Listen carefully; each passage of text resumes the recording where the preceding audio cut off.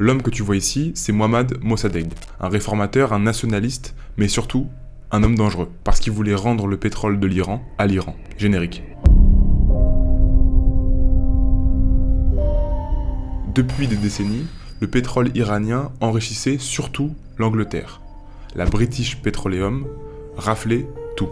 Tandis que les ouvriers iraniens, eux, travaillaient dans des conditions misérables, sans accès aux infrastructures de base, et même parfois sans eau potable. Et c'est là qu'intervient Mohammad Mossadegh, qui n'était absolument pas content de la manière dont BP traitait ses ouvriers, et le tout sans contrepartie décente de leur part à l'Iran. En plus de pas être content, il était président du comité parlementaire pour les questions pétrolières. Ça tombe bien. Donc il soumet un plan d'application au Parlement, et tout ça sans consulter le Premier ministre de l'époque, Hossein Hala. J'en passe des meilleurs, mais globalement, Mohammad Mossadegh va faire démissionner le Premier ministre, et lui va être extrêmement soutenu, à la fois par le peuple et par les parlementaires, et devient de fait un symbole de résistance anticoloniale.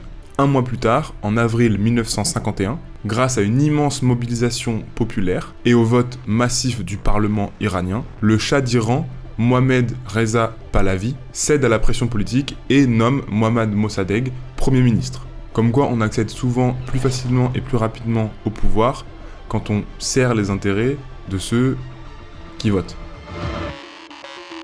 Demain l'épisode 2.